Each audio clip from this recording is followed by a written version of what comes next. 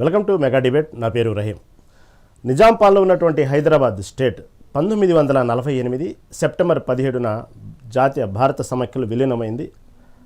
కానీ ఈ భారత ఎప్పుడైతే హైదరాబాద్ స్టేట్ మన భారతీయ సమైక్యలో విలీనమైందో అప్పటి నుంచి ఒక్కొక్క పార్టీ ఒక్కొక్క పేరుతో పిలుచుకుంటుంది. ఒక్కొక్క పార్టీ జాతీయ సమైక్యత దినోత్సవం ఉంటుంది, ఇంకో పార్టీ ప్రజాపాలన దినోత్సవం ఉంటుంది, ఇంకో పార్టీ తెలంగాణ విమోచన దినోత్సవం ఉంటుంది, విలీన దినోత్సవం, ఇలా రకరకాలుగా పేర్లు ఉన్నప్పటికీ అమరులను మాత్రం స్మరించుకునే దినం మాత్రం ఈ సెప్టెంబర్ 17న అని అనుకోవాలి.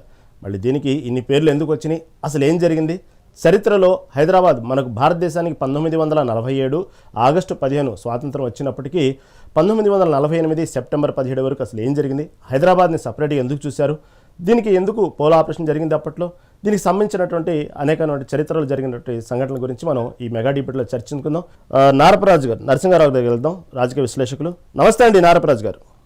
నమస్తే. కూడా ఈరోజు అన్ని పార్టీలు అమరవీరులను స్మరించుకుంటున్నాయి, అందుకు మాత్రం సంతోషం. పేర్లు ఏమైనప్పటికీ కూడా సరే, దాని గురించి అసలు రాజకీయ నాయకులు ఈ పేర్లు ఎందుకు పెట్టారు, దీనికి ఇలా రకరకాల పేర్లు పెట్టడానికి కారణం ఏంది? కొందరైతే ఇక్కడ ఉన్నటువంటి ఎంఐఎం పార్టీకి భయపడి ఇలా పేర్లు మార్చారని కొంతమంది, కాదు చరిత్రను బట్టి ఇలా జరుపుకోవాలని కొంతమంది. ఇవన్నీ తర్వాత చర్చించుకుందాం. అసలు సెప్టెంబర్ 17 1948 వరకు ఏం జరిగింది? ఎందుకు భారతదేశానికి స్వాతంత్రం వచ్చిన తర్వాత సంవత్సరం వరకు వేచి చూసే ధోరణి ఎందుకు? అప్పట్లో సర్దార్ వల్లభాయ్ పటేల్ ఏ నిర్ణయం తీసుకున్నారు? ఇవన్నీ కొంచెం క్లుప్తంగా వివరించే ప్రయత్నం చేద్దామండి నరసింహారావు గారు. 80% మెజారిటీ హిందూ పాపులేషన్ ఉన్నటువంటి దేశం కాబట్టి వీళ్ళందరూ కూడా ఈ మెజారిటీ 557, కొంచెం నంబర్ అటు ఇటు 557 సంస్థానాలకు సంబంధించినటువంటి వాళ్ళు కూడా మన భారతదేశంలో వాళ్ళ యొక్క సంస్థానాలను విలీనం చేశారు. కానీ ఒక 3 సంస్థానాలకు సంబంధించినటువంటి దగ్గరకు వచ్చే వరకు కొంచెం వివాదం స్టార్ట్ అయింది. ఆ 3 సంస్థానాలు ఏంటంటే, ఒకటి మొట్టమొదటిది గుజరాత్ లో ఉండేటువంటి జునాగఢ్ సంస్థానం, రెండవది జమ్మూ కాశ్మీర్కి సంబంధించినటువంటి కశ్మీర్ సంస్థానం, 3 హైదరాబాద్కి సంబంధించినటువంటి హైదరాబాద్ సంస్థానం. ఈ 3 కొంచెం భిన్నమైనటువంటి వాతావరణం ఉన్నటువంటి. హైదరాబాద్కి సంబంధించినటువంటి వరకేమో మెజారిటీ ప్రజలందరూ కూడా హిందువులు, ఆ యొక్క సంస్థానాధిపతి ముస్లిం. అదే మళ్ళీ కశ్మీర్కి వెళ్ళినట్లయితే సంస్థానాధిపతి హిందూ, బట్ మెజారిటీ ప్రజలందరూ కూడా ముస్లిమ్స్. జునాగఢ్కి సంబంధించినటువంటి దాంట్లో కూడా ముస్లిం రాజు, 50-50 పీపుల్ ఉన్నారు. ఈ వ్యవహారంలో ఈ ఈ మొత్తం 557 సంస్థానాలేమో భారతదేశంలో విలీనం అయ్యాయి. అంటే వాళ్ళందరూ కూడా ఆ రోజు ఉండేటువంటి బ్రిటిష్ వాళ్ళకు మేము స్వచ్ఛందంగా మా యొక్క సంస్థానాన్ని భారతదేశంలో కలుపుతున్నామని చెప్పారు. కానీ ఈ 3 సంస్థానాలకు సంబంధించినటువంటి వరకు అంటే ఇక మనకు జమ్మూ కాశ్మీర్కి సంబంధించింది, జునాగఢ్కి సంబంధించిన విషయం తెలుసు. ఇక మనం హైదరాబాద్కి వచ్చే వరకు ఏంటంటే, ఆ రోజు ఉన్నటువంటి మీర్ ఉస్మాన్ అలీ ఖాన్ అనేటువంటి నిజాం రాజు భారతదేశాన్ని తన యొక్క సంస్థానాన్ని భారతదేశంలో విలీనం చేయడానికి అంగీకరించలేదు. కొంతకాలం తను స్వతంత్రంగా ఉండాలనేటువంటిది ఆలోచనతోని బ్రిటిష్ ప్రభుత్వంతో, ఆ రోజు ఉన్నటువంటి బ్రిటిష్ వాళ్ళతో కొంత సంప్రదింపులు జరిపినటువంటి వాస్తవము. దాని తర్వాత కాసిం రజ్వీ యొక్క సహాయ సహకారాలతో ఈ భూభాగాన్ని పాకిస్తాన్ లో విలీనం చేయాలనేటువంటిది కూడా జరిగింది అనేటువంటిది మనం చరిత్ర ద్వారా తెలుసుకున్నటువంటి వాస్తవం. ఈ సందర్భంలో భారతదేశానికి ఫర్ ఎగ్జాంపుల్ ఇప్పుడు మనం జమ్మూ కాశ్మీర్ ఏమో భారతదేశానికి కొసవైపున ఉంటుంది. అది మనం దానికి 2019 ఆగస్టు 6వ తారీఖు వరకు అది అట్లాగే రావణ కష్టంగా అవుతుంది. మనం ఎప్పుడైతే ఆర్టికల్ 370 తీసామో అక్కడ ఉన్నటువంటి సమస్యని శాశ్వతంగా పరిష్కరించబడింది. ఈ 75 ఏళ్ళు కశ్మీర్లో ఏం జరిగింది అనేటువంటిది మనకు తెలుసు. అలాంటి పరిస్థితి హైదరాబాద్ కూడా వచ్చిండి ఉండేది. మనం హైదరాబాద్ విమోచన కాకపోయి ఉన్నట్లయితే. ఈ విమోచన ఎందుకంటున్నాం? సర్దార్ పటేల్ గారు ఆపరేషన్ పోలోకు నేతృత్వం వహించి ఇక్కడ ఉండేటువంటి నైజాం రాజుకు సంబంధించినటువంటి మనం దగ్గర 9 రోజులు 10 రోజులు మన భారత సైన్యం మన నిజాం సైన్యంతో పోరాటం చేసినటువంటి ఫలితం తర్వాత మన మీర్ ఉస్మాన్ అలీ ఖాన్ అనేటువంటి నైజాం నవాబు తన భూభాగాన్ని తనకిష్టం లేకున్నా కూడా హైదరాబాద్ సంస్థానంలో భారతదేశంలో కలిపాడు కాబట్టి దాన్ని విమోచనం అంటాం. మిగిలినవన్నీ విలీనాలు. 557 సంస్థానాలు నేను మొదట ఏవైతే చెప్పా అవి దీనికి విలీనానికి విమోచనానికి ఈ తేడా ఇది. ఇప్పుడు ప్రస్తుతం ఉన్నటువంటి రాజకీయ నేపథ్యంలో వాళ్ళ అవసరాల కోసం, వాళ్ళ రాజకీయమైనటువంటి దీనికోసం, సంతుష్టీకరణ కోసం మనండి కారణం ఏమైనా అండి, వాళ్ళు ఏ పేరు పెట్టుకున్నప్పటికీ కూడా అల్టిమేట్ గా ఏం చేస్తున్నారంటే, గత 1948 నుంచి మొదలు పెట్టుకుంటే మన హైదరాబాద్ భూభాగంలో ఉన్నటువంటి మన పాత 10 జిల్లాలకు సంబంధించినటువంటి ప్రాంతము, కర్ణాటకలో ఉన్నటువంటి కొన్ని జిల్లాలు, మహారాష్ట్రలో ఉన్నటువంటి కొన్ని జిల్లాలకు సంబంధించినటువంటి వాళ్ళు సెప్టెంబర్ 17వ తారీఖు నాడు జాతీయ జెండా ఎగరేస్తుండేటువంటి వాళ్ళు. దురదృష్టవశాత్తు తెలంగాణలో ఏదైతే ప్రధానమైనటువంటి నైజాంకు సెంటర్గా ఉన్నటువంటి తెలంగాణలో అధికారికంగా ఈ ఉత్సవాన్ని ఇప్పటివరకు చేయటం లేదు. మహారాష్ట్ర, కర్ణాటకలో చాలా కాలం నుంచి అది కాంగ్రెస్ ప్రభుత్వం ఉన్నా, జనతా ప్రభుత్వం ఉన్నా, బీజేపీ ప్రభుత్వం ఉన్నా, శివసేన ఉన్నా, ఎవరున్నా ఆ యొక్క రాష్ట్రాల్లో అధికారికంగా సెప్టెంబర్ 17న విమోచన దినమో ఏదో ఒక దినం జాతీయ జెండా ఎగరేసేసి అమరవీరులను గుర్తుంచుకునేటువంటి పద్ధతి అయితే గవర్నమెంట్ పరంగా ఉంది. తెలంగాణలో ఏంటంటే కనీసం మనం 2014 ముందు కేసీఆర్ గారు కూడా మనకు చాలాసార్లు చెప్పాడు, మనం వచ్చిన తర్వాత అధికారికంగా చేస్తామని. సరే, రకరకాల కారణాల వల్ల పేర్లు మార్చుకున్నా కూడా మొత్తానికైతే అన్ని పార్టీలకు సంబంధించినంత వరకు ఈ రోజున జాతీయ పతాకాన్ని ఆవిష్కరించి జాతీయ జెండాకు వందనం చేసి ఎవరైతే మనకు సర్దార్ వల్లభాయ్ పటేల్ యొక్క కీర్తిని, అతను ఏ విధమైన ఉద్దేశంతో భారతదేశంలో విమోచన చేశాడో ఈ సంస్థానాన్ని దాన్ని మనం గుర్తుంచుకుంటున్నాం. మనకు దీంతో పాటుగా మనకు ఈ పోరాటానికి సంబంధించినటువంటి అనేక మంది నాయకులు ఉన్నారు. వాళ్ళందరినీ కూడా మనం స్మరించుకోవడానికి ఇది ఒక రోజుగా మనం దీన్ని భావించాలి. రైట్ నారాజ్, మళ్ళీ మీ దగ్గరకు వస్తానండి నారపరాజు గారు. ఓకే, నరసగౌడ్ గారు నమస్తే అండి. నమస్తే నమస్తే నరసగౌడ్ గారు, ఇంతకీ తెలంగాణ మిమ్మల్ని ఏమనాలంటే ప్రజాపాలన దినోత్సవం అనాలేమో. ప్రజాపాలన దినోత్సవం ఎలా జరుపుకున్నారు, ఏంది ఆ ప్రజాపాలన దినోత్సవం గురించి మీ పార్టీ స్టాండ్ ఏంటి, దీన్ని ఎందుకు ఈ పేరు పెట్టాల్సి వచ్చింది? వాయిస్ క్లియర్ ఉందా సార్? ఓకే, క్లియర్గా ఉందండి, కంటిన్యూ. ముందుగా మీకు ప్యానల్లో ఉన్న పెద్దలకు, వ్యూవర్స్కు నమస్కారం. ఇప్పుడు సెప్టెంబర్ 17 అనగానే భారతీయ జనతా పార్టీ విమోచనం అంటది, బీఆర్ఎస్ పార్టీ మరో పేరు పెట్టుకుంటుంది, కాంగ్రెస్ పార్టీ ప్రజాపాలన అంటుంది.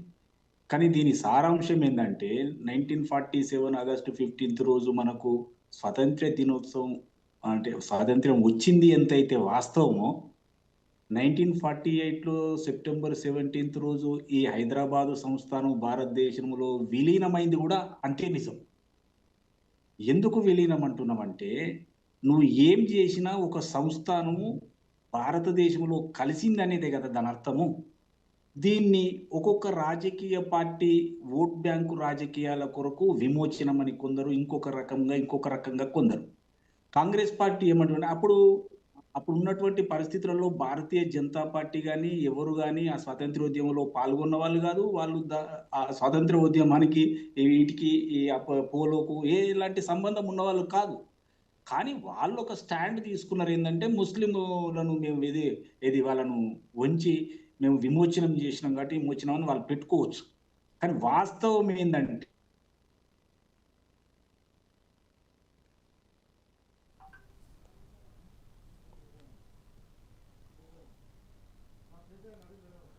ఓకే, ఏదో టెక్నికల్ ఇష్యూ లాగా ఉంది. ప్రేమ్ గాంధీ గారు, బీజేపీ సీనియర్ నాయకులు. నమస్తే అండి ప్రేమ్ గాంధీ గారు. ఓంగబెట్టేసి లోపల నమస్కారం. దీన్ని నేనేమంటున్నంటే భారతదేశంలో మరొక సంస్థానం విలీనమైన సందర్భంగా అన్ని జాతులు, అన్ని మతాలు, అన్ని కులాలు, అన్ని వర్గాలు సుఖశాంతులతోటి ఉండాలి కాబట్టి ప్రజాపాలన అనే దినోత్సవం ఆ సందర్భంగా కూడా జెండా ఎగిరవేసి జెండా వందనం చేస్తా ఉన్నాం. విమోచన అన్న వాళ్ళు జెండా ఎగిరేసి వందనం చేస్తా ఉన్నారు, ప్రజాపాలన అన్న మేము వందనం చేస్తా ఉన్నాం, బీఆర్ఎస్ పార్టీ ఏమంటుందో వాళ్ళు వందనం చేస్తా ఉన్నారు. సారాంశం ఒకటే, భారతదేశంలో మరొక సంస్థానం విలీనమైంది, ప్రజలందరూ సుఖశాంతులతో ఉండాలనేది కాంగ్రెస్ అభిమతం. కానీ కొన్ని పార్టీలు ఏంటంటే ముస్లింలు వేరు, హిందువులు వేరు, వాళ్ళని మేము చేసినాం, వాళ్ళని విమోచనం చేసినాం, వాళ్ళని ఈ మాటలు చెప్పి ఓటు బ్యాంకు రాజకీయాలకు పాల్పడుతున్నటువంటి పార్టీలు మనకు సుస్పష్టం. వాళ్ళకు కావాలే ఒక వర్గాన్ని నిందిస్తూ, ఒక వర్గాన్ని కొమ్ము కాస్తూ, ఒక వర్గం ఓట్లను గంపగుత్తగా కొట్టేయాలన్న ఏకైక ఉద్దేశంతో మాత్రమే విమోచనం అన్నాం. ఎప్పుడు ఎవరికి అవసరం వచ్చినా విమోచనం అనేది ఉపయోగిస్తా ఉన్నారు. బీఆర్ఎస్ పార్టీ కూడా కేసీఆర్ తెలంగాణ రాకముందు భాజపా రోషయ్య గారు గవర్నమెంట్ ఉన్నప్పుడు, ఏమయ్యా రోషయ్య నీకు విమోచన దినం చేస్తే ఏమైతుందా నీకు, మేము కనుక తెలంగాణ వచ్చిన తర్వాత మేము అధికారంలోకి వస్తే మేము విమోచన దినం చేస్తామని చెప్పినటువంటి కేసీఆర్ గారు కూడా 10 సంవత్సరాల అధికారంలో ఉండి విమోచన దినం చేయలేకపోయిందంటే అంటే పార్టీ స్టాండ్ వేరు, ప్రభుత్వ స్టాండ్ వేరు అని మనకు అర్థమవుతుంది కదా. ప్రజలను ఒక్క తీరుగా అందరినీ అందరూ కలిసిమెలిసి ఉండాలన్న ఏకైక ఆలోచన చేసినప్పుడు విమోచనం అనరు.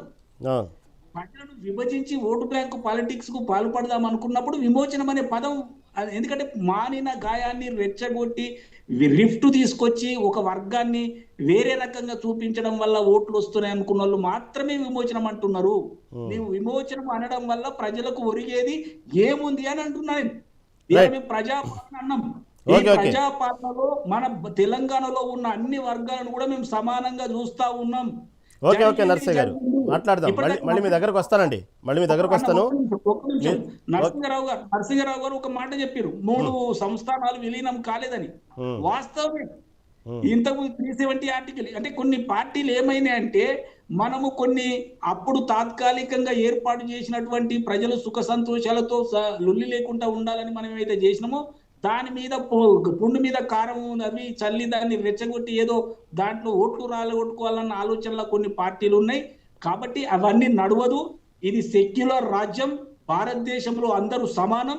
ముస్లింలైనా, హిందువులైనా, సిక్కులైనా, పార్సీలైనా, క్రిస్టియన్స్ అయినా ఎవరైనా సమానం. అందరికీ సమాన హక్కు ఉన్నది. కాబట్టి ఇది ప్రజాపాలన మాత్రమే. ఈ సెప్టెంబర్ 17th మనకి ఈ సంస్థానం విలీనమైనట్టుగా మనం భావించాలి. ఎవరిని రెచ్చగొట్టొద్దు, ఎవరి పుండు మీద. రైట్, ఓకే నర్సయ్య గారు. ఓకే, మరి దీని గురించి మనం ప్రేమ్ గాంధీ దగ్గరికి వెళ్దాం. ప్రేమ్ గాంధీ గారు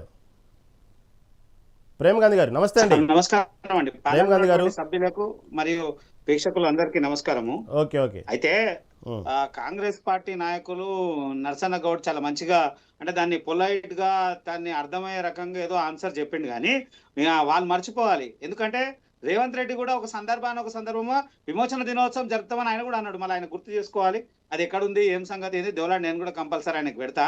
అయితే అధికారం లేనప్పుడు ఒక మాట మాట్లాడుతారు, అధికారం రాగానే ఇంకో మాట మాట్లాడుతారు. కానీ ఒకటి మనం గమనించాల్సినటువంటి అవసరం ఉంది. ఏం అవసరం ఉంది అంటే అప్పుడు ఉన్నటువంటి రజాకారుల పాలన, అప్పుడు ఉన్నటువంటి పాలన, నిజాం నిరంకుశిత పాలనకు ప్రతిరూపమే ఆ 13 నెలలు మనం అనుభవించినటువంటి గోస. ఆ 13 నెలల్లో ఎన్ని అకృత్యాలు జరిగినాయి, ఆ 13 నెలల్లో ఎంత హింస జరిగింది, ఆ 13 నెలలు జరిగినటువంటి విధ్వంసం మనందరికీ కూడా తెలుసు కదా. తెలిసిన తర్వాతనే కదా ఉక్కు మనిషి అయినటువంటి సర్దార్ వల్లభాయ్ పటేల్ గారు వారు ఒక అడుగు ముందుకేసి ఎట్టి పరిస్థితిలా భారతదేశంలో ఏదైతే నిజాం ప్రభుత్వం అంటున్నటువంటి హైదరాబాద్ ని విలీనం చేసేంత వరకు వదిలే ప్రసక్తి లేదన్నట్టు ఆలోచించుతూనే ఆయన యుద్ధానికి పిలుచుకున్నప్పుడు కదా వచ్చింది. యుద్ధానికి పిలవకుండా అందరితో కలిసినప్పుడు కలిసిండా? కలవలే కదా. యుద్ధానికి ఊనుకున్నాడు, నువ్వెంత నేనెంత అన్నాడు, అనేక విషయాలు మర్చినాయి, చర్చలు జరిపినప్పుడు రాలేదు. రానప్పుడే కదా సైన్యాన్ని తీసుకొని హైదరాబాద్ మీద యుద్ధానికి సిద్ధమైనప్పుడు మాత్రమే కదా ఈ లొంగిపోయినామంటే విమోచన దినమే కదా. ఆ రోజు సిలిండర్ అయిపోయినావు, మేము విమోచనం అనే జరుపుకోవడంలో సందేహమే లేదు. అయితే ఇది గత ప్రభుత్వంలో ఉన్నటువంటి 2 ప్రభుత్వాలు, కాంగ్రెస్ అయినా బీఆర్ఎస్ అయినా, ఎప్పుడైతే అధికారం లేనప్పుడు విమోచన దినోత్సవం జరుపుతాం అనే మాట మాట్లాడారు. కానీ ఎప్పుడైతే అధికారం రాగానే వీళ్ళిద్దరు దోస్తులు ఉంటారు కదా, రైట్ సైడ్ లెఫ్ట్ సైడ్, ఎప్పటికీ ఏమైనా కానీ ఆ ఒక సందర్భం రాగానే అధికారం ఏ పార్టీ వైపు ఉంటే ఆ పార్టీ వైపు ఎంఐఎం పోయే అలవాటు ఉంది. దాంట్లో ఏమాత్రం సందేహం లేదు. ఎంఐఎంని కాపాడుకోవాలి, మతపరమైనటువంటి ఓట్లు కాపాడుకోవాలి, ముస్లింల ఓట్లని కాపాడుకోవడానికి ఆడే ఆటనే తప్ప ఎక్కడైనా చిత్తశుద్ధితో మాట్లాడే వ్యవహారం కాదు. ఖచ్చితంగా ఆ ఓట్లని కాపాడుకునే ప్రయత్నము, ఆ వర్గాన్ని మచ్చ చేసుకునేటువంటి ప్రయత్నం. అరే తప్పు జరిగినప్పుడు తప్పు జరిగిందని చెప్పు కదా. చరిత్ర చెప్తుంది రజాకారుల యొక్క ఊచకోత, రజాకారులు మన మీద చేసినటువంటి దండయాత్ర, హిందువుల మీద చేసినటువంటి అరాచకాలు ఇవంతా తెలుసు కదా. కళ్ళారా చూసి కళ్ళారా విని అనేక సందర్భాలు మనం విన్నప్పుడల్లా సందర్భాలు మనం చూసాం కదా. మన ఆడపిల్లల్ని బతుకమ్మ ఎట్లా ఆడనిచ్చారో మనకు తెలుసు కదా. మన ఆడపిల్లల పరిస్థితులు ఏం చేసారో మనం ఎందుకు తెలుసు కదా. ఇవన్నీ అనుభవించిన తర్వాతనే కదా స్వాతంత్రం కోసము సర్దార్ వల్లభాయ్ పటేల్ గారు ఉక్కు మనిషి ఒక అడుగు ముందేసి ఖచ్చితంగా దీంట్లో మేము ఇచ్చేసే పరిస్థితి లేదనే ధైర్యం తీసుకొని వచ్చారు. ముందుకు వచ్చినప్పుడే ఇదంతా జరిగింది. ప్రభుత్వము అధికారంగా నిర్వహించాలి. ఇది భారతీయ జనతా పార్టీ అనేక సందర్భాలు చెప్తున్నాం, మళ్ళా ఇవాళ కూడా చెప్తున్నాము. మా పార్టీకి సంబంధించినటువంటి నాయకులు అనేక సందర్భాలు చెప్పారు. ఎవ్వరు కూడా ఒకటే మాట చెప్పారు, ప్రభుత్వం ఖచ్చితంగా నిలబడతాం. మేము అంటున్నాం కదా, ఇలా వీళ్ళు మాట తప్పిరు, వాళ్ళు మాట తప్పిరు. బీఆర్ఎస్ మాట తప్పింది, కాంగ్రెస్ మాట తప్పింది. భారతీయ జనతా పార్టీ ఎట్టి పరిస్థితుల్లో మాట తప్పదు. 3 సంవత్సరాల తర్వాత భారతీయ జనతా పార్టీ ప్రభుత్వం ఈ తెలంగాణ రాష్ట్రంలో వచ్చే అవకాశం ఉంది. ఖచ్చితంగా మేము వచ్చి ప్రభుత్వ అధికారికంగా నిర్వహించేటువంటి ప్రయత్నం చేస్తాం. అధికారికంగా నిర్వహిస్తాం, ప్రయత్నం కాదు, ఖచ్చితంగా అధికారికంగా నిర్వహిస్తాం. వీళ్ళు పూటకో మాట సందర్భాన్ని బట్టి ఒక మాట మాట్లాడుతున్నారు. రైట్. సమంజసమైనటువంటి పని కాదు. ఓకే మన మీద గాంధీ. అన్యాయం చేసి మన మీద దాడులు ఓకే, చేసి ఓకే. మనం ఇన్ని చేసిన విషయాలు మర్చిపోతే ఎట్లా? ఓకే మాట్లాడదామండి. మళ్ళీ మీ దగ్గరకు వస్తాను. అసలు చరిత్రలో ఏం జరిగింది ఏంటి దాని గురించి మళ్ళీ డిస్కస్ చేద్దాం. ప్రస్తుతం మనతో పాటు బీఆర్ఎస్ నాయకులు రామ్మూర్తి గారు కూడా ఉన్నారు కాబట్టి ఆయన కూడా ఒకసారి మాట్లాడిన తర్వాత మళ్ళీ మీ దగ్గరకు వస్తాను చరిత్రలో ఏం జరిగింది అనేది. రామ్మూర్తి గారు నమస్తే అండి. నమస్కారం అండి. మళ్ళీ మీరు దీనికి సంబంధించిన జాతీయ సమైక్యత దినోత్సవం ఈరోజు కేటీఆర్ కూడా ఈ దినోత్సవం జరుపుకునే విధంగా ఎక్కడ కూడా విమోచన దినోత్సవం విలీనం కాదు, ఇది జాతీయ సమైక్య దినోత్సవం అనేది జరుపుకోవాలి అన్నట్టు మాటని ఇంకోసారి గుర్తు చేసుకుంటూ కేటీఆర్ చేసిన వ్యాఖ్యలు ఈరోజు మనకు తెలుస్తూ ఉన్నాయి. దీన్ని ఎందుకు ఆ పేరు పెట్టారు? ఒక్కో పార్టీ ఒక స్టాండ్ ఇప్పటి వరకు వివరించారు కదా, మీ పార్టీ సంబంధించినటువంటి విశ్లేషణ ఇది దీని మీద. 100% భారతదేశంలో ఏదైతే అన్ని రాజ్యాలు ఏదైతే 562 రాజ్యాలు విలీనమైనవి, అందులో ఏదైతే 3 జూనాగఢ్ కానీ అదే విధంగా కాశ్మీర్ కానీ దాని తర్వాత హైదరాబాద్ కానీ ఒకటి తర్వాత ఒకటి విలీనం కావాల్సిన పరిస్థితి వచ్చింది. అదే విధంగా అలాంటి పరిస్థితులు వచ్చినప్పుడు ఏదైతే ఇక్కడ భారతదేశానికి స్వాతంత్రం వచ్చిన తర్వాత 47 స్వాతంత్రం వచ్చిన తర్వాత ఇక్కడ కూడా తెలంగాణలో కూడా ఉద్యమాలు స్టార్ట్ అయినాయి. ఎందుకంటే మీ భారతదేశంలో కలవాలి, ఎందుకంటే వీళ్ళు ఇక్కడ ముస్లింలు ఇక్కడ అయితే రాజ్యం నడుస్తున్నదో ఏదైతే దానికి ముఖ్యంగా ఏదైతే రజాకార్లకు సంబంధించి ఏదైతే హింస చెలరేగిందో అది కూడా ఎందుకంటే నిజాంని కూడా తప్పుతో పట్టించింది అన్నది కూడా చరిత్రకారులు చాలా విధాలుగా చాలా బుక్లలో కూడా చదువుకున్నాం. సరే ఏది ఏమైనా ఏదైతే నాణానికి అటువైపు ఇటువైపు బొమ్మ బొరుసు ఎట్లా ఉంటుందో నిజాం రాజులు మంచి ఉన్నది చెడు ఉన్నది. ఎందుకంటే మంచి కూడా చాలా ఉన్నది. ఎందుకంటే వాళ్ళు చేసేది కూడా హైదరాబాద్ ను దేదీప్యమానంగా మొత్తం ఒక అభివృద్ధిలో ఒక అగ్రభాగం తీసుకుపోయారు. ఎందుకంటే 562 ఏదైతే సంస్థానంలో ఒక రిచెస్ట్ ఏదైతే సంస్థానంగా నిలిచింది. ఈ విధంగా కొంచెం ముందుకెళ్ళిన తర్వాత కూడా ఏదైతే ఇక్కడ జరిగిన అరాచకాలు కానీ ఎవరు కూడా కాదంటలేరు, జరిగినాయి. ఇప్పుడు రాజ్యాలు పోయినాయి, రాజులు పోయినారు, వాళ్ళందరూ చచ్చిపోయారు. అప్పుడేదో జరిగిపోయింది, ఇప్పుడు మొత్తం వాళ్ళందరూ శత్రువులు అంటే వాళ్ళ ఆనవాళ్ళు కూడా లేవు, వాళ్ళ మనుషులు కూడా లేరు, వాళ్ళకి సంబంధించిన వాళ్ళు లేరు. తెలంగాణను ముఖ్యంగా శాతవాహనులు, ఇక్షాకులు, విష్ణుకుండీలు, చాళుక్యులు, అదే విధంగా రాష్ట్రకూటిలు, కాకతీయులు, ఏదైతే మునుసూరి నాయకులు, అదే విధంగా అదే విధంగా రేచర్ల పద్మనాయకులు, అదే విధంగా బాహుమని సుల్తాన్లు, కుతుబ్ షాయిలు, మొఘలులు, ఆసిఫ్ జాహీలు ఈ విధంగా పరిపాలించుకొచ్చిండ్రు. వాళ్ళ ఆనవాళ్ళు కూడా పోయినాయి, వాళ్ళు పోయినరు, రాజ్యాలు పోయినాయి, రాజులు పోయినరు. రాజరిక పాలన గురించి మనకు అవసరం లేదండి. ప్రజాస్వామ్యంగా భారతదేశం ఏర్పడ్డ తర్వాత, భారతదేశానికి రాజ్యాంగం ఏర్పడ్డ తర్వాత ఆ రాజ్యాంగబద్ధంగా మొత్తం అందరూ అన్ని స్టేట్ 28 రాష్ట్రాలు 8 కేంద్ర పాలిత ప్రాంతాలు ఒప్పుకోవాల్సిన ఏకైక దినం జాతీయ సమైక్యతను నిలబెట్టే దినం. అదే విధంగా ఏదైతే ఆగస్టు 15వ తారీఖు దాన్ని మాత్రమే అందరు కన్సిడర్ చేయాలి. దాని తర్వాత మిగతా రాజ్యాలు కలిసినాయి. మరి అన్ని రాజ్యాలు ఒక్కొక్క రోజు కలిసినాయి, ఒక్కొక్క టైం ఉన్నది, ఒక్కొక్క ప్రాంతంలో. ఇప్పుడు జూనాగఢ్ ఒకసారి కలిసింది, కాశ్మీర్ ఒక రోజు కలిసింది, మనది ఒక రోజు కలిసింది. సరే ఇప్పుడు వాళ్ళని మనం ఎందుకంటే అప్పుడు జరిగిన విషయాలను కూడా మనం మననే వేసుకుందాం. ఎందుకంటే పోలీస్ చర్య ఆపరేషన్ పోలో, ఎందుకంటే మనం కలవమన్న తర్వాత ఏదైతే మన ఇక్కడ ఉన్న నిజాం రాజులు ఇందులో మీ భారతదేశంలో కలవమన్న తర్వాత ఏదైతే వాస్తవానికి ఏంటంటే భారతదేశానికి ఏదైతే స్వాతంత్రం వచ్చిన తర్వాత ఎంత ఇక్కడ జరిగే అరాచకాలు కూడా నెహ్రూ గారికి పలుమార్లు ఏదైతే చాలా సార్లు ఏదైతే వివరించినా, ఏదైతే పటేల్ గారు వివరించినా కూడా దాన్ని నిమ్మకి నీరెత్తినట్టు సైలెంట్ గా ఉండడం వల్ల వేల మంది ప్రాణాలు పోయినాయి అన్నది వాస్తవము. ఆ ప్రాణాలకు కారణం కూడా వాస్తవంగా అప్పుడున్న ఆ కాంగ్రెస్ నిర్ణయాలు. వాళ్ళు లేట్ గా భారతదేశం ఏదైతే స్పందించడం, ఆ స్పందించిన తర్వాత వాళ్ళ ఆర్మీ ఆపరేషన్ పోలో ద్వారా ఇక్కడ ఆర్మీ రావడం, ఆర్మీ చర్య మొత్తం అయితే హైదరాబాద్ రాష్ట్రం మీద పడ్డ తర్వాత ఆయన లొంగిపోయిన తర్వాత ఏం జరిగింది అన్నది కూడా నేను కూలంకుషంగా వివరించే ప్రయత్నం చేశాను. ఎందుకంటే 2 సంవత్సరాలు అరాచకం. ఎందుకంటే ఎక్కడ కమ్యూనిస్టులు కనబడితే అక్కడ కాల్చి చంపిల్లండి.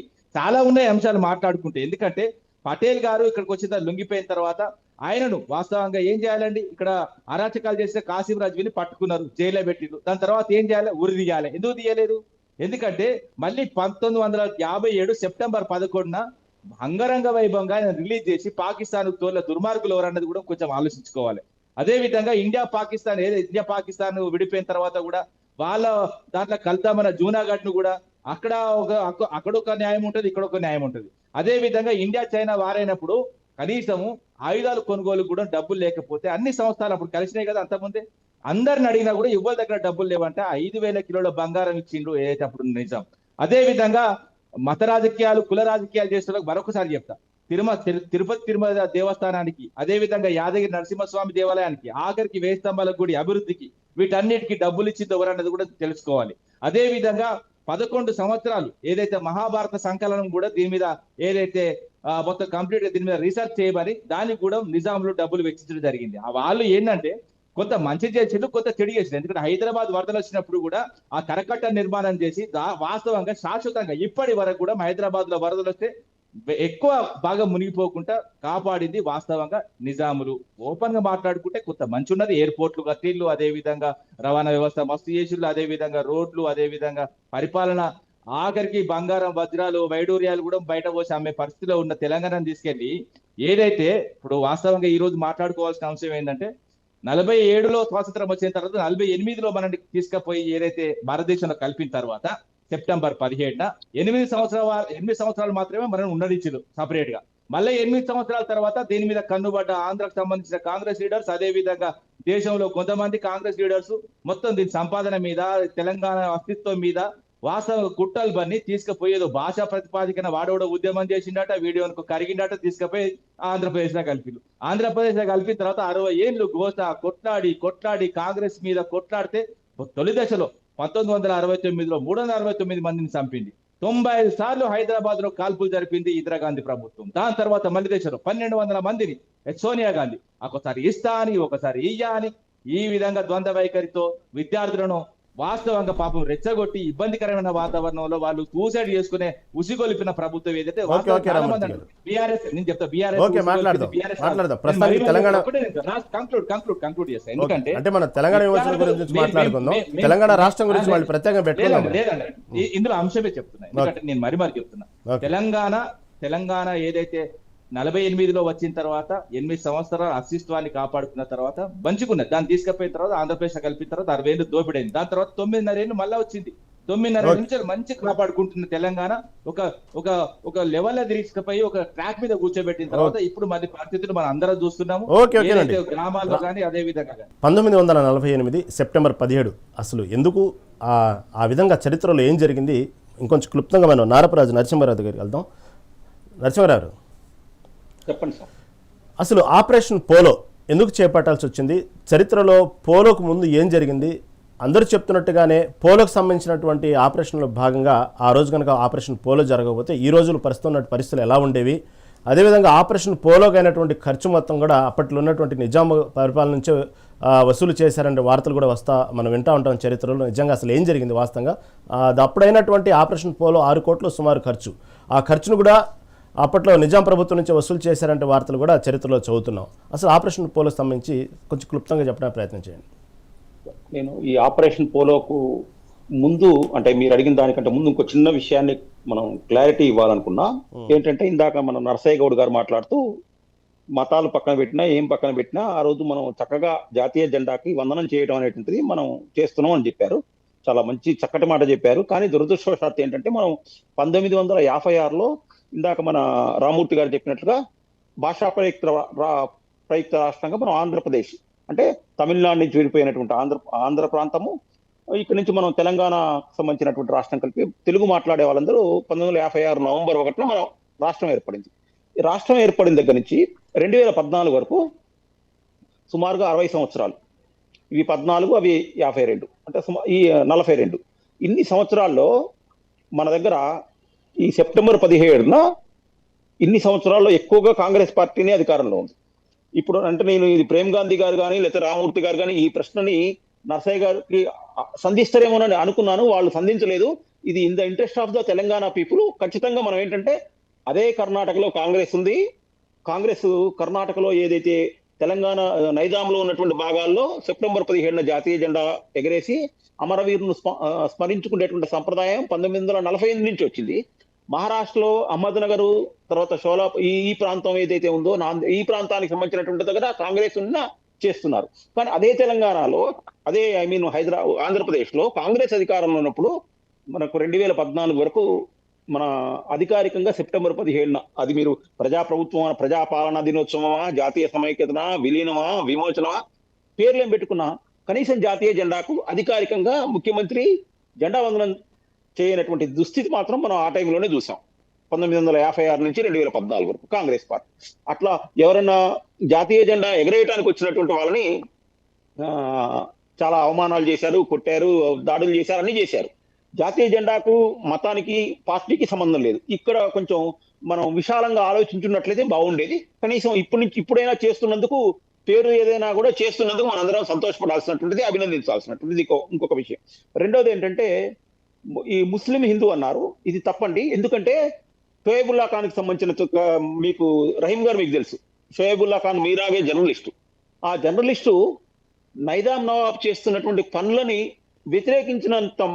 వ్యతిరేకించిన మూలాన ఆయన చంపేశారు, బషీర్బాగ్ దగ్గర అనుకుంటా.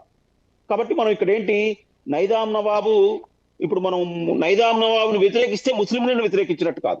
ఈ భావజాలం నుంచి చదువుకున్న వాళ్ళు కూడా రావాలి. అంటే మనం ఒక నిరంకుశమైనటువంటి పాలకుడిని మాత్రమే మనం విమర్శిస్తున్నాం, అతని మతాన్ని కాదు అనేటువంటి ఆలోచన ఎదుటి వాళ్ళు అందరూ చేసినట్లయితే మనం అసలు నిజంగానే దాన్ని స్మరించుకుంటాం అందరం కలిసి.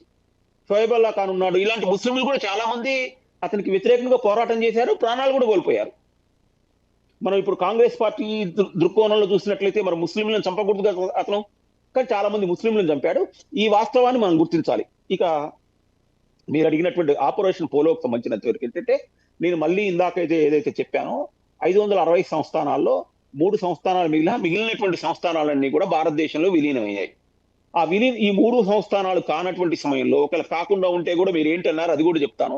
మనకు జమ్మూ కాశ్మీర్కి సంబంధించినంత వరకు 2 ప్రధానమంత్రులు ఉంటారు. మన భారతదేశానికి సంబంధించినటువంటి చట్టాలు ఏవి ఆ ప్రాంతంలో చెల్లవు, ఆర్టికల్ 370 ఉండటం వల్ల. ఈ మధ్య కాలంలో ఆర్టికల్ 370 తీసిన తర్వాతనే ఇక్కడి నుంచి పర్యాటకులు అక్కడికి వెళ్ళటాలు, అక్కడ ఆదాయం పెరగటం అనేటువంటిది చూస్తున్నాం. దీనివల్ల ఏమైంది, స్వతంత్రించి భారత ప్రభుత్వం జమ్మూ కాశ్మీర్కి సంబంధించినటువంటి దాంట్లో వేలు పెట్టడానికి పూర్తిగా అధికారం లేదు అనేటువంటిది ఆ సవరణ ద్వారా ఉంది. ఇదే ప్రమాదం హైదరాబాద్ లో కూడా జరిగి ఉండినట్లయితే, జమ్మూ కాశ్మీర్ అంటే భారతదేశానికి ఒక కొనవైపు ఉంటుంది, దానివల్ల మనం జమ్మూ కాశ్మీర్ ప్రజలు ఎంతమంది శరణార్థులుగా ఢిల్లీలో ఉన్నారు ఈ 70 సంవత్సరాలుగా మనం చూసాం. ఒకవేళ ఆ రోజున నిజాం నవాబు ఆపరేషన్ పోలోను కూడా సమర్థవంతంగా పాకిస్తాన్ సహాయంతో ఎదుర్కొని ఇట్లాగే ఉంచినట్లయితే ఒకసారి ఊహించుకుంటేనే మన ఒళ్ళు గగురు పొడుస్తుంది. అమ్మో ఏమైపోతుందో అనేటువంటి ఒక భయం అనేటువంటిది మనలో వస్తుంది. కారణం ఏంటి, ఒక పక్కన అక్కడ మనం జమ్మూ కాశ్మీర్ లో చూస్తున్నటువంటిదే ఇక్కడ కూడా వస్తే దానికి కారణం ఏంటంటే, ఆ రోజున నైజాం నవాబ్ ఎవరైతే ఉన్నాడో కశ్మీర్ మన కాసిం రజ్వీ సహకారంతో, రజ్వీ కూడా ఏదో మామూలుగా మనం ఏదో అతను ఒక సైన్యానికి సంబంధించినటువంటి అధిపతిగా చూడక్కర్లేదండి. అతను మనం తీవ్రవాది కిందనే లెక్క. దేశాన్ని విచ్ఛిన్నం చేయడానికి బ్రిటిష్ వాళ్ళతో కలిసి పన్నాగం చేసినటువంటి వ్యక్తిగానే మాత్రం చూడాలి. అతను ఎంత మంచివాడు, అతను తర్వాత నిజాం నవాబు రోడ్లు వేసాడా, రైలు వేసాడా, ఇవన్నీ పక్కన పెడితే, ముఖ్యంగా 47 భారతదేశానికి స్వతంత్రం వచ్చిన దగ్గర నుంచి 1948 సెప్టెంబర్ 17 వరకు నైజాం నవాబ్ ఏంటి, ఆయన వ్యవహరించిన తీరేంటి, ఆయన ప్రవర్తించినటువంటి విధానం ఎట్లా ఉన్నాయి, ఆయన చేసినటువంటి ఆలోచనలు ఏంటి, వీటిని మాత్రం మనం బేరీ వేసుకొని మొత్తం నైజాం నవాబులా, కాకతీయులకు సంబంధించినటువంటి వాళ్ళ, ఇక్ష్వాకులా, లేకపోతే ముసునూరు నాయకుల, దీనికి సంబంధించినది పోవాలి. కానీ మంచివాడు కాదనట్లే. కానీ ఆ సంధి కాలంలో 47 ఆగస్టు 17 నుంచి సెప్టెంబర్ 18 వరకు ఏం జరిగింది, అతను పాకిస్తాన్ లో ఎందుకు కలవాలనుకున్నాడు, దానికి సంబంధించినటువంటి రాయబారాలు ఎవరెవరితో చేశాడు, ఆ చేసినటువంటి విఫలం అయిపోయిన తర్వాత అతను తప్పనిసరి పరిస్థితుల్లో భారతదేశాన్ని అతను లొంగిపోయి, అతను ఇప్పుడు అందరూ మిగతా వాళ్ళు మాట్లాడుతున్నట్టుగా కలపట్లేదండి. కలపటం అంటే ఏంటి, వాళ్ళ స్వంతంగా ఆలోచనపరంగా ఇష్టపూర్వకంగా కలిపినటువంటిది విలీనం. మనకు నరసయ్య గౌర్ గారికి ఇంకొంచెం క్లారిటీ వస్తుంది. ప్రజారాజ్యం పార్టీని ఆయన ఇష్టపూర్వకంగా కాగితం మీద తీసుకెళ్లి ఢిల్లీ వెళ్లి సోనియా గాంధీకి చెప్పి పార్టీని విలీనం చేశాడు. ఇష్టపూరితంగా చేసినటువంటిది విలీనం. ఇక్కడ ఇష్టపూరితంగా చేయలేదు. ఆపరేషన్ పోలో అనేటువంటి జరిగింది. ఆపరేషన్ పోలోని కేఎం మున్షి హైదరాబాద్ లో ఉండి పర్యవేక్షించాడు. సర్దార్ వల్లభాయ్ పటేల్ చూశాడు. వల్లభాయ్ పటేల్ వచ్చిన తర్వాత ఆయన ముందు తల ఉంచి లొంగిపోయినటువంటి నేపథ్యంలో కలిసినటువంటి భూభాగం కాబట్టి దాన్ని విమోచనం అన్నాం. దీనికి సంబంధించినటువంటి మనం ఏమన్నా మాట్లాడితే ఇప్పుడు ఇక్కడ వ్యవహారం ఏమైపోయిందంటే, మళ్ళీ ప్రతిదీ ఏం మాట్లాడినా, ఏ నిజం చెప్పినా, ఏ వాస్తవం చెప్పినా, అక్కడ ఆ రోజు ఏం జరిగిందని చెప్పినా కూడా మన రాజకీయ వ్యవస్థ ఎట్లా తయారైందంటే మతం తిరుగుతుంది. అంటే మెజారిటీ ఇక్కడ ఉండేటువంటి సంస్థానంలో ఉండేటువంటి హైదరాబాద్ లో కేంద్రంలో ఉండేటువంటి వాళ్ళు ముస్లింలు కాబట్టి అనేటువంటి ఆలోచన చూస్తున్నారు. ఇందాక అందుకనే నేను షోయబుల్లా ఖాన్కి సంబంధించినటువంటి ఉదంతాన్ని ఉదాహరించాను. షోయబుల్లా ఖాన్ అతను ముస్లిమే, కానీ రాజు చేత చంపబడ్డటువంటి వ్యక్తి. కాబట్టి ఈ యాంగిల్లో మనం చూసినట్లయితే దానికి పేరేమైనా పెట్టుకోండి, రాబోయే రోజుల్లో కూడా మనకు మహారాష్ట్రలో, కర్ణాటకలో ఏదైతే చేస్తున్నామో, అంటే మనకు ఇది ఇప్పుడు ఎందుకు అవసరం అంటున్నారు, ఎందుకు ఖచ్చితంగా చరిత్రను స్మరించుకోవాల్సినటువంటి అవసరం ఉంటుంది. చరిత్రను ఎప్పుడైతే స్మరించుకుంటామో భావితరాలకు మనం అంత పునాది వేసిన వాళ్ళం అవుతాం. ఈ విషయాన్ని రాజకీయ పార్టీలు మత కోణంలో కాకుండా బుజ్జగింపు రాజకీయాల కోణంగా విశాలంగా చూడాలనేటువంటిది నా కోరిక. రైట్, మంచి మాట చెప్పారు నారప్రకాష్ గారు. ఓకే, ప్రేమ్ గాంధీ గారికి వెళ్దాం. ప్రేమ్ గాంధీ గారు, నారప్రకాష్ గారు చెప్పినట్టే వాస్తవంగా నిజాం పరిపాలన కానివ్వండి, రజాకర్లు చేసిన దురాగతంలో కేవలం ఒక సామాజిక వర్గమే టార్గెట్ అవ్వలేదు, అనేక మంది ముస్లింలను కూడా టార్గెట్ చేశారు, అనేక మంది ముస్లింలు కూడా ప్రాణాలు కోల్పోయారు. కాకపోతే చరిత్రని వక్రీకరిస్తూ చరిత్రలో జరిగిన కొన్ని సన్నివేశాలని కేవలం ఒక సామాజిక వర్గాన్ని టార్గెట్ చేసే విధంగా మీరు రాజకీయ కోణంలో వాడుకోవటం అనేది కరెక్ట్ కాదు అనేటువంటి, అన్ని మతాలు అందరూ కూడా అందరినీ అలాగే చేశారు, అలాగే క్రూరతంగా చేశారు రజాకర్లు. కానీ కేవలం చరిత్ర అయిన తర్వాత ప్రస్తుత పరిస్థితుల్లో కేవలం పార్టీ ఒక సామాజిక వర్గానికి కార్నర్గా చేస్తూ చరిత్రలో జరిగినటువంటి గాలిని లేపుతూ ఒక సామాజిక వర్గాన్ని టార్గెట్ చేయడం అనేది ఎంతవరకు సబబు అనేది ఒక అభిప్రాయం. తర్వాత చూస్తే భారతదేశ స్వాతంత్రంలో తెచ్చుకునే క్రమంలో కూడా ఎంతోమంది ముస్లింల పాత్ర, ఎంతోమంది అమరవీరులైనటువంటి సందర్భాలు ఉన్నాయి. కానీ చరిత్ర ఈరోజు స్వాతంత్రం వచ్చిన తర్వాత చరిత్రను రకరకాలుగా వక్రీకరిస్తున్నారనేది ఒకటి. ఇలాంటి అనేక విశ్లేషణలు ఉన్నాయండి దీనికి సంబంధించి.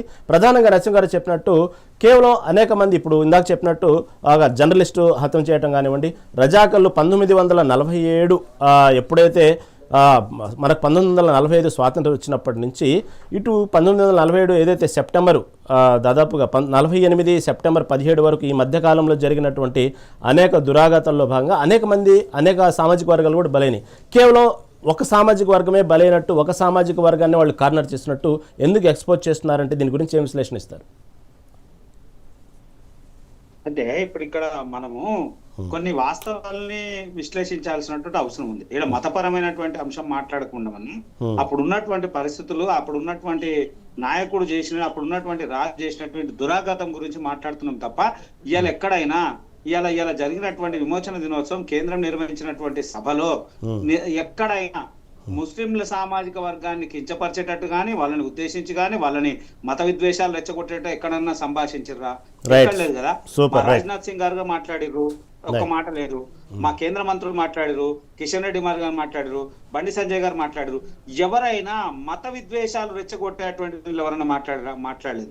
ఒకటే ఒక అంశము, విమోచన దినోత్సవానికి సంబంధించిన అంశం మాట్లాడినప్పుడు సర్దార్ వల్లభాయ్ పటేల్ గారు తీసుకున్నటువంటి నిర్ణయాలు, ఆ రోజు ఉన్నటువంటి సందర్భంలో ఆ ఉక్కు మనిషి సర్దార్ వల్లభాయ్ పటేల్ గారు తీసుకున్నటువంటి నిర్ణయం వల్ల ఈ రోజు తెలంగాణ రాష్ట్రంలో జరుపుకునేటువంటి సందర్భం ఉంది, జరుపుకుంటున్నాం అనేటువంటి అంశం మీదనే మాట్లాడారు తప్ప ఎక్కడైనా మత విద్వేషాలు రెచ్చగొట్టేటువంటి సంభాషణలు ఎక్కడ జరగలేదు.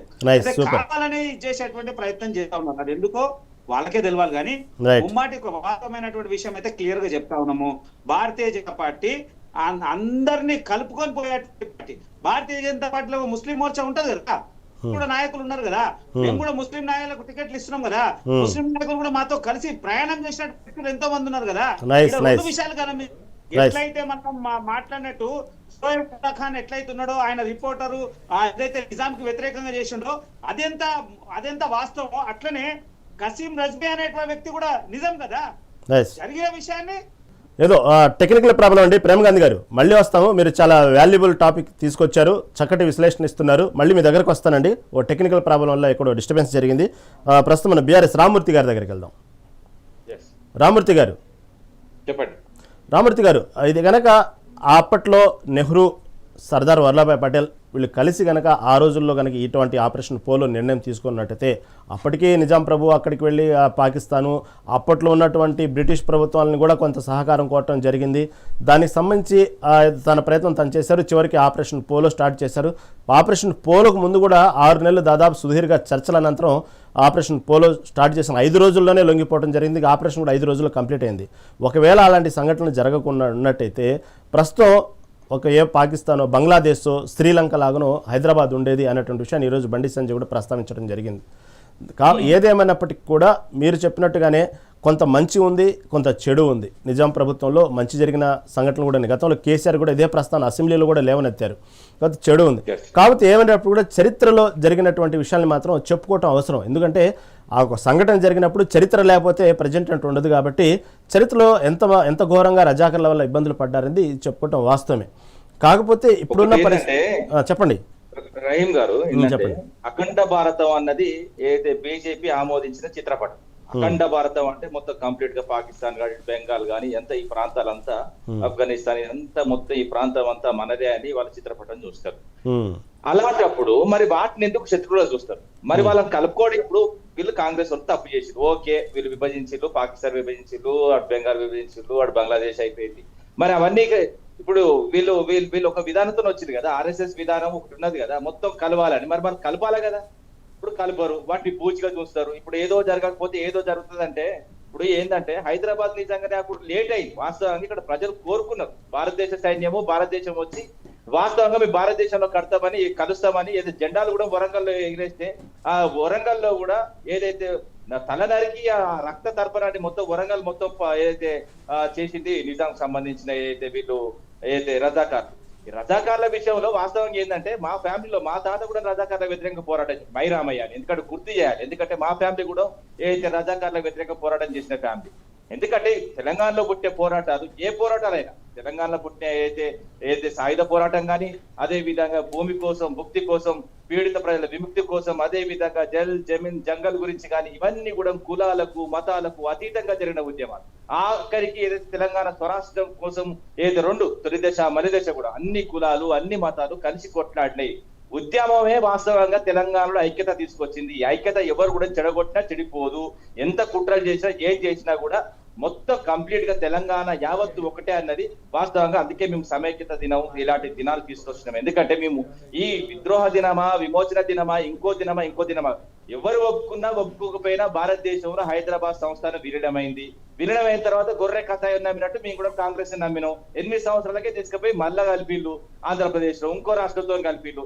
ఎందుకంటే అప్పుడు నెహ్రూ కూడా చెప్పిండు, క్లియర్ అని చెప్పిండు, ఏ खूबसूरत तेलंगाना को नटकटी आंध्रा से मिलावट हो रही है, वो मिलावट सही तो सही वरना कभी भी जुड़ सकते అన్నాడు. ఆ క్రమంలో ఎందుకైతే వాళ్ళు ఏదైతే ఆ నిర్ణయాలు అప్పుడు కూడా ఎందుకంటే వాళ్ళ పరిస్థితులు వేరు మన పరిస్థితులు వేరు. ఎందుకంటే మేము ఉర్దూ చదువులో చదివిన వాళ్ళు ఎక్కడ ఉన్నారు కాబట్టి, వాళ్ళు ఏదైతే మద్రాస్ సిటీలో ఉన్నారు కాబట్టి వాళ్ళకి కొంచెం ఇంగ్లీష్ ఎక్కువ కాబట్టి, మన ఈ భారతదేశం వ్యవస్థ మొత్తం విద్యా వ్యవస్థ మొత్తం ఇంగ్లీష్ చదువులోకి వెళ్ళిపోయింది కాబట్టి వాళ్ళకి కొంచెం తెలివి ఎక్కువ ఉండడం, అదే విధంగా నీళ్ల మీద నిధుల మీద ఉద్యోగాల మీద కొంచెం పట్టు ఎక్కువ ఉండడం వల్ల అనాదిగా 60 ఏళ్ళు దోపిడీ గురైన తెలంగాణ. నీళ్ల విషయంలో కూడా గోదావరి కృష్ణాలో ఇంకా కూడా తెలంగాణ ఇప్పటికి కూడా కొట్లాడుతుందంటే అప్పుడు నిర్ణయాల వల్లనే. నేనేమంటున్నా ఇంకా కూడా ఎందుకంటే తెలంగాణ వాస్తవంగా ఇంకా మేల్కోవాలి, ఇంకా వాస్తవంగా నీటి వాటాలు తెలుసుకోవాలి, ఉద్యోగాల విషయంలో ఇంకా తెలుసుకోవాలి, అదే విధంగా ఏదైతే నిధుల విషయంలో కూడా ఎక్కడో తెలంగాణ ఎక్కడికో తీసుకొచ్చినా ఇంకా కూడా ఆంధ్రాకు తొత్తులుగా వ్యవహరించొద్దని పదే కేసీఆర్ గారు కానీ మా పార్టీ గారి కోరుకుంటే ఏంటంటే ఇప్పుడు నిజాం ప్రభుత్వం ఏదైతే చేసిన మంచి పనులు ఉన్నాయి చెడ్డ పనులు ఉన్నాయి. అదే విధంగా మంచిని స్మరించుకున్నది ఆయన రాజు ప్రముఖం చేసింది. నేను చేయలేదు కదా, మేము చేయలేదు కదా, అప్పుడు మేము పార్టీ లేదు కదా. ఇప్పుడు బీజేపీ పార్టీ కూడా 1980లో పుట్టింది కదా, ఆ పార్టీ కూడా అస్తిత్వం లేదు కదా. అప్పుడు వాళ్ళే ఉన్నారు, కాంగ్రెస్ వాళ్ళే ఉన్నారు, వాళ్ళే రాజు ప్రముఖం చేసిండ్రు. వాస్తవంగా ఆయన ఒక గొప్ప స్థానంలో కూర్చోబెట్టిండ్రు. సరే లొంగిపోయిందా లొంగిపోలేదా అన్నది వాస్తవంగా లొంగిపోయిండు. పోలింగ్ చర్య చేసిన తర్వాత లొంగిపోవాల్సిన పరిస్థితి వచ్చింది. పరిస్థితి వచ్చిన తర్వాత భారతదేశంలో విలీనమైన ఒక అఖండ భారతంగా మనం ఒక మ్యాప్ ఒక ఆకారం వచ్చింది. ఆకారం వచ్చిన తర్వాత ఆకారాన్ని కాపాడుకోవాలి. ఎందుకంటే ఏ రాష్ట్రానికి ఆ రాష్ట్రంగా బతికిన ప్రజలు ఎందుకంటే తీసుకుపోయి వేరే దాంట్లో కలిస్తే ఎప్పటికైనా క్లాసెస్ ఉంటాయి. చిన్న రాష్ట్రాలతో అభివృద్ధి ఎక్కువైందని ఏదైతే గౌరవ అంబేద్కర్ గారు పదే సార్లు చెప్పిండు. అది వాస్తవంగా మన చిన్న రాష్ట్రం కాదు, అంతకు ముందే పెద్ద రాష్ట్రం. ఎందుకంటే ఇన్ని సంస్థానాల్లో మంచి సంస్థానం, అదే విధంగా ఉన్నతమైన సంస్థానం. ఈ సంస్థానాన్ని వాస్తవంగా డిస్టర్బ్ చేసింది అప్పుడు కానీ ఇప్పుడు కానీ ఎప్పుడు కానీ కాంగ్రెస్ పార్టీకి వాస్తవంగా నిజంగా చెప్తున్నా ఏ రోజైతే కాంగ్రెస్ లేకుండా పోతుందో తెలంగాణకు అప్పుడే విముక్తి కలుగుతుంది. ఓకే, మాట్లాడదాం దీని గురించి. నరసయ్య గారు ఇప్పుడు దాదాపుగా ఈ ఏదైతే తెలంగాణకు సంబంధించినటువంటి ఆపరేషన్ పోలో విభాగంలో ఎక్కడ కూడా సర్దార్ వల్లభాయ్ పటేల్ కానివ్వండి, ఈ తీసుకున్నటువంటి అప్పట్లో జరిగినటువంటి నిర్ణయాలు కానివ్వండి, అప్పట్లో నెహ్రూ కూడా పార్టిసిపేట్ చేశారు. అసలు నెహ్రూ ఏ విధంగా కొన్ని నిర్ణయాలు తీసుకున్నారు, ఎందుకు అప్పట్లో ఉన్నటువంటి నవాబ్ సంబంధించినటువంటి అధికారులు ఏమనగా నవాబ్ సంబంధించిన వాళ్ళు ఈ విధంగా పాకిస్తాన్ వెళ్ళండి, కొంతమంది బ్రిటిష్ వాళ్ళ దగ్గరికి వెళ్ళి వేడుకొని యుద్ధానికి సిద్ధం అవ్వటానికి కూడా అప్పట్లో ఎందుకంటే దేశం విభజన అయింది. ఓ పక్క దేశ విభజన సందర్భంలో ఏదో వాళ్ళ బిజీలో వాళ్ళు ఉంటారు, దీనికి సంబంధించి ఆ పోలోకి సంబంధించినట్టు అంత సీరియస్గా తీసుకోరన్నటువంటి నవాబు కొంచెం నెగ్లిజెన్స్గానే ఉన్నాడు. ఆ సమయంలో ఒక్కసారిగా కావలసినంత ధైర్యంగా ముందుకు కొన్ని నిర్ణయాలు తీసుకోవటం వల్ల ఈరోజు ప్రశాంతంగా ఉంటాం. లేకపోతే భారతదేశం నడిబొడ్డున హైదరాబాద్లో ఇంకొక కాశ్మీర్ ఇంకొక పాకిస్తాన్ ఉంటే వాస్తవంగా ఊహించడానికే ఇందాక విశ్లేష్ గారు చెప్పినట్టు చాలా భయంకరమైన పరిస్థితి ఉండేది. ఒక చిన్న విషయం చెప్పండి. పాకిస్తాన్ అంటుంది కదా, ఓపెన్ గా చెప్తున్నా, పాకిస్తాన్ ప్రజలు 47కు ముందు ఎవరండి? భారతీయులే కదా. మరి ఎందుకండి ఇదంతా ఎన్ని రోజులు మత రాజకీయాలు చేసుకుంటారండి? ఇప్పుడు వాళ్ళని తీసుకొచ్చి కాదు అఖండ భారతం మొత్తం అంతా కలుపుతాం అంటే వాళ్ళని తీసుకొచ్చి కలిసిపోయి ఉండేటట్టుంటే ఏం కాదు, కలిసిపోయి ఉంటలేరు కదా. ఓకే ఓకే వాళ్ళని అది కాదే నేనేమంటున్నా, మీ సిద్ధాంతం ఏంటిదే? లేదు గాంధీ గారు మీ సిద్ధాంతం ఒక నిమిషం ఆగన్న. అఖండ భారతం అంతా ఒకటి కావాలంటే ఆర్ఎస్ఎస్ సిద్ధాంతం, అవునా కాదా? దానికోసమే కలిసి పనిచేసేటువంటి ప్రయత్నం చేయాలి. మొత్తం మ్యాప్ ఇన్నిసార్లు చూసిన కాదన్నా, నేను ఇప్పుడు అన్నా వాళ్ళ శత్రువు లేదన్నా, వాళ్ళ శత్రువు. ఓకే రామూర్తి గారు, రామూర్తి గారు రామూర్తి గారు రామూర్తి గారు రామూర్తి గారు రామూర్తి గారు రామూర్తి గారు రామూర్తి గారు ఒక చిన్న మాట. రామూర్తి గారు ప్రేమ్ గాంధీ గారు మాట్లాడే రామూర్తి గారు ఒక చిన్న మాట శత్రుత్వం పాకిస్తాన్ మన మీద శత్రుత్వం పెంచుకోనికి, మన భూభాగాలు ఆక్రమించుకోనికి నిమ్మకు నీరెత్తినట్టు ఉన్న కాంగ్రెస్ ప్రభుత్వం అప్పుడు పనితీరు వల్లనే ఈ పరిస్థితి ఏర్పడ్డది. వాళ్ళకి మనకు శత్రుత్వం భూభాగంలో ఉదాహరణ కదా. భూభాగం విషయంలో కాంగ్రెస్ కరెక్ట్ లేదు కాబట్టి ఈ రోజు వాళ్ళు మనకు శత్రువులై కూర్చున్నారు. శత్రువు తయారు చేసిళ్ళు. ఓకే మాట్లాడదాం మళ్ళీ. ప్రేమ్ గాంధీ గారు రామూర్తి గారు సమయం లేదండి. రామూర్తి గారు తయారు చేసుకొని సంకల పెట్టుకున్నామని చెప్తున్నా. రామూర్తి గారు సమయం లేదు, ప్లీజ్ మళ్ళీ మాట్లాడతాను. ఎందుకంటే ప్రేమ్ గాంధీ గారు మాట్లాడే విషయంలో వాస్తవం ఉంది, ఆయన ఆవేదనలో ఒక అర్థం ఉంది. ఎందుకంటే అందరూ కలిసి ఉండాలని, అఖండ భారతదేశం ఉండాలనే ప్రయత్నాలు జరిగినాయి. కాబట్టి చాలా స్వార్థపూరితంగా మహమ్మద్ అలీ జిన్నా ఆ రోజుల్లో తీసుకున్న నిర్ణయాలు, సపరేట్గా దేశం కావాలి, మాకు మేము కావాలి అనేటువంటి నిర్ణయాల్లో చాలా చాలా చాలా చరిత్ర ఉంది. దాని గురించి మళ్ళీ మాట్లాడుకుందాం. ప్రేమ్ గాంధీ గారు మాట్లాడిన మాటలో వాస్తవం ఉంది, ఆవేశంలో అర్థం ఉంది. స్వార్థంగానే ఆలోచించారు అప్పట్లో మహమ్మద్ అలీ జిన్నా. ఒక దాని గురించి మాట్లాడదాం. నర్సేగౌడ్ గారు ఒక నిమిషం అండి. రామూర్తి గారు సమయం లేదండి. ఇంకో దేశం అన్న మాటే ఉండకపోవండి. దేశం అన్నది పుట్టించిందే కాంగ్రెస్ పార్టీ. ఎందుకంటే పాకిస్తాన్ ఏర్పాటు చేసినాడు, బంగ్లాదేశ్ ఏర్పాటు చేసింది. మరి ఇంకోనికి ఎందుకు ఆశ పుట్టదు? మాకో దేశం కావాలని అంటాడు కదా, ఆ ఆలోచన పుట్టించిందే వీళ్ళని చెప్తున్నా. రైట్, సరే నర్సే గారు ఏమంటారు దీని గురించి చెప్పండి. నర్సే గారు అప్పట్లో నెహ్రూ పాత్ర ఏంది తెలంగాణ సంబంధించినటువంటి విషయంలో, ఏదైతే విమోచన సంబంధించిన విషయంలో నెహ్రూ పాత్ర ఏంది, ఎందుకు చెప్పుకునే ప్రయత్నించారు? ఎంతసేపటికి అప్పుడు ఉన్నటువంటి నిర్ణయాల్లో సర్దార్ వల్లభాయ్ పటేల్ తీసుకున్న నిర్ణయాలు ఇవన్నీ తెర ముందుకు వస్తున్నాయి. నెహ్రూ కూడా ఎక్కడ కాంప్రమైజ్ కాలేదు, ఎందుకు మీరు చెప్పుకునే ప్రయత్నించారు? రహీం గారు, ఇప్పుడు ఈ వక్తలైనా మిగతా వాళ్ళైనా ఈ చర్చ జరిగే విషయంలో సర్దార్ వల్లభాయ్ పటేల్ నిర్ణయం తీసుకున్నాడు కాదు, రాజకీయ నిర్ణయం అప్పటి ప్రధానమంత్రి జవహర్లాల్ నెహ్రూ గారు తీసుకుని అప్పటి హోంమంత్రికి అప్పగించిన పని అది. ఆ విషయాన్ని వక్రీకరించి ఉండి సర్దార్ వల్లభాయ్ పటేల్ ఆయన క్యాబినెట్ లో ఒక మంత్రి, ఈయన ఒక్కడు నిర్ణయం అంటే తీసుకుంటారండి. అది ఒకటి. రెండో విషయము, నరసింహరావు గారు ఒక విషయం చెప్పింది ఏంటంటే, వాళ్ళు స్వతహాగా వచ్చి విలీనం కాలేదు, వాళ్ళ మీద యుద్ధం చేసినాం అనేది వాస్తవమే. టెక్నికల్ గా నరసింహరావు గారు చెప్పింది నిజమే. కానీ నేను ఏమంటున్నంటే, అప్పుడున్న పరిస్థితులలో కాసిం రజ్వీ చేసినటువంటి అరాచకాలను ఎవ్వరు మర్చిపోలేదు. తెలంగాణ ప్రజలు అనుభవించిన తరాలు ఎవరు మర్చిపోలేదు. వాటిని మనం సమర్థించలేం, ఏ పార్టీ కూడా సమర్థించదు.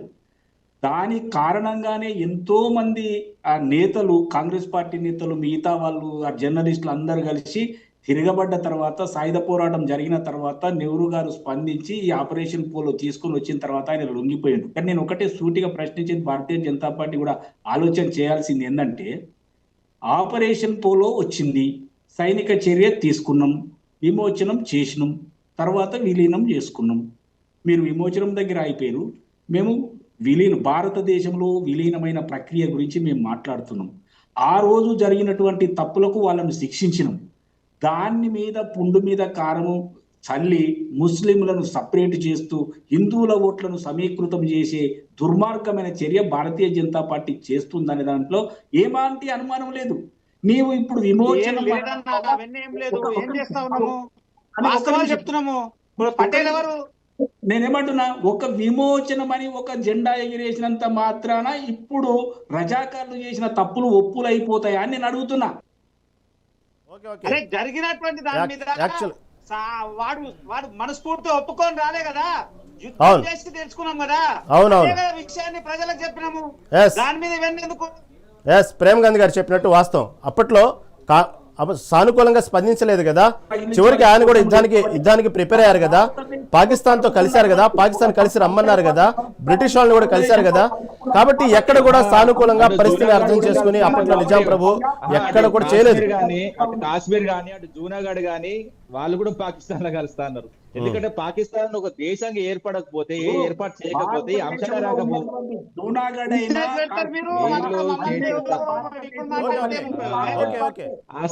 అయిపోయిందండి, సమయం అయిపోయింది. ప్రేమ్ గాంధీ గారు చక్కటి విశ్లేషణ ఇచ్చే టైంలో సమయం సరిపోలేదు. మళ్ళీ ప్రేమ్ గాంధీ గారు చెప్పినట్టు వాస్తవంగా ఇప్పుడు ఉన్నటువంటి అపోహలు ఏదైతే రాజకీయాలకు అతీతంగా కుల మతాలకు అతీతంగా జరిగేటువంటి సంభాషణ ప్రేమ్ గాంధీ గారు చక్కటి విశ్లేషణ ఇచ్చే టైంలో సమయం అయిపోయింది. ఇంకోసారి చర్చిద్దామండి, ఎందుకంటే కొన్ని అపోహలు ఉన్నాయి. స్వాతంత్ర పోరాటం విషయంలో కానివ్వండి, ఈ తెలంగాణ విమోచన దినోత్సవంలో కానివ్వండి, ఈ కుల రాజకీయాలు అనే విషయంలో మళ్ళీ దీని గురించి ఒక డిస్కస్ చేద్దామండి. ప్రేమ్ గాంధీ గారు మీరు తప్పనిసరి మిమ్మల్ని ఆహ్వానిస్తాము. ఓకే, చర్చలో పాల్గొన్నందుకు నరశేఖర్ గౌడ్ గారికి, అదేవిధంగా ప్రేమ్ గాంధీ గారికి, రామ్మూర్తి గారికి, నారపల్లి నరసింహ గారికి ధన్యవాదాలండి.